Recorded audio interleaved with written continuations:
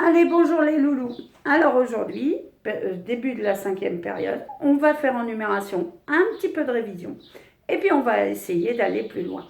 Alors je vais lentement pour les CM1, mais voilà, pour eux c'est nouveau et pour les CM2, après tout, un petit peu de révision, ça fait pas de mal non plus. On va partir d'un exercice. Alors cet exercice, c'est celui-ci que vous trouverez dans votre feuille de route.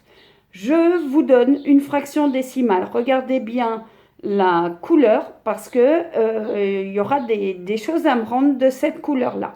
Ensuite, on va devoir faire l'encadrement entre deux entiers consécutifs, c'est-à-dire savoir entre combien et combien d'unités ma fraction décimale se place. Et enfin, décomposer la fraction décimale en unités, dixièmes et centièmes. Alors tout ça, on l'a fait précédemment. Et ensuite, on ira un petit peu plus loin. On verra qu'il y a des grandes possibilités justement avec nos fractions décimales. Alors, dans un premier temps, un petit peu de révision.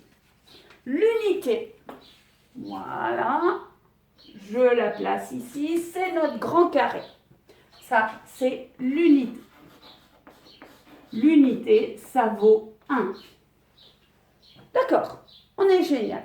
Ensuite, on a vu que si on partageait l'unité en 10 parts égales, on obtient des dixièmes. Ces dixièmes sont représentés par une colonne ou une ligne. De toute façon, c'est la même chose. Alors, le dixième. Le dixième est 10 fois plus petit.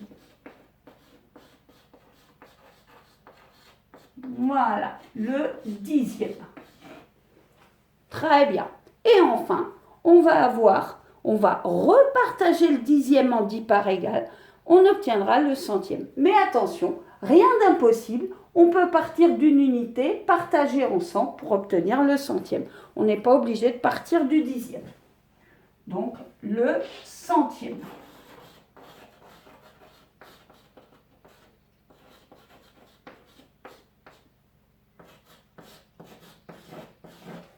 Alors, on est bien d'accord. Une unité, c'est 10 dixièmes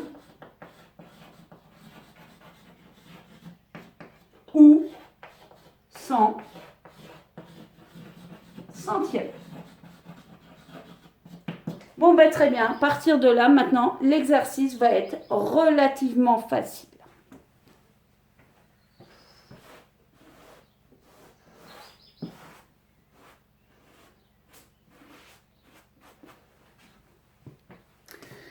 Je pars donc de mes 581 centièmes. Ce que je vais faire, c'est que je vais colorier des gabarits. Alors, je prends une unité, je la colorie entièrement, c'est égal à 100 centièmes. Ça ne me suffira pas. Je vais donc colorier une deuxième unité entière, 100 centièmes encore, ça me fait 200 centièmes. Je vais continuer. Je vais donc colorier une nouvelle unité et ça me fait 300 centièmes. 400 centièmes. 500 centièmes. Bon, alors maintenant, je ne peux pas rajouter une unité entière. Ça me ferait 600 centièmes, ça me ferait trop. Donc, je vais colorier 80 centièmes. Et enfin, mon petit centième supplémentaire. Voilà, ça fait 581 centièmes. Alors, qu'est-ce que je remarque? Je remarque que j'ai 5 grands carrés et que j'ai entamé le sixième.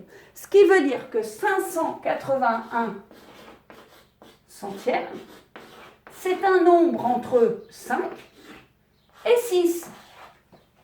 Alors, si vous étiez en CP, eh bien, vous diriez, ben non, maîtresse, c'est pas possible. Entre 5 et 6, il n'y a pas de nombre. Eh bien, nous, on va voir justement que ces fractions-là, elles sont intéressantes, ces fractions décimales. Elles permettent d'être plus précis et on se rend compte qu'entre 5 et 6, on va donc avoir des nouveaux nombres. On est entre 5 et 6, très bien. Mais soyons précis. Combien on peut faire d'unités dans 581 centièmes? Alors, j'ai combien de carrés entiers? Eh bien, j'ai tout ça. Ça me fait donc 5 grands carrés. Les grands carrés, on dit unité. Ensuite, qu'est-ce que j'ai d'autre? Est-ce que j'ai des dixièmes? Eh bien oui, les dixièmes, ce sont les colonnes. Et des colonnes, regardez bien, j'en ai... Oh ben tiens, je vais changer de couleur. Je vais faire du vert. Allez. Ah, j'en ai ici des colonnes. Ah, j'en ai ici. J'ai 8 colonnes, c'est-à-dire 8 dixièmes.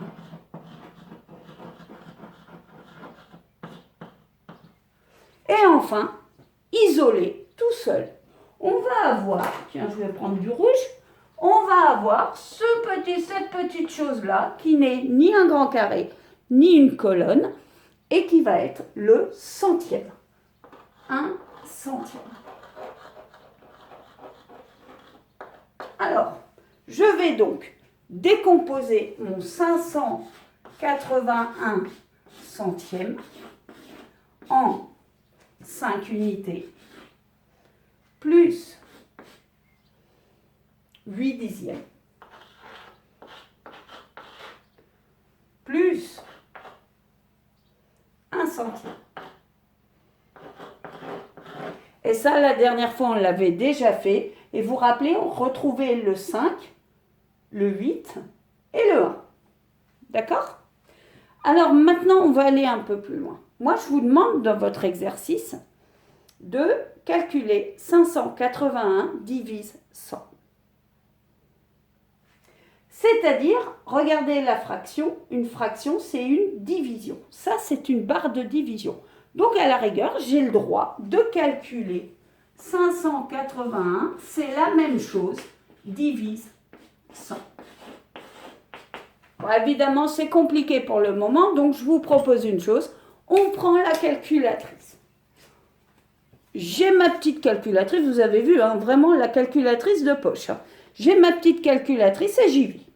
581 divise 100 égale. Et je trouve ça. Ouais, c'est pareil, un 5, un 8, un 1. Mais on voit apparaître une petite chose, un petit point. Oh, bizarre. Ça me fait donc 5, un point. Alors chez nous en France, parce que ma calculatrice est d'origine américaine, ou anglo-saxonne, parce que les anglo-saxons c'est la même chose. Alors nous on met une virgule. Et on a un 8. On a un 1.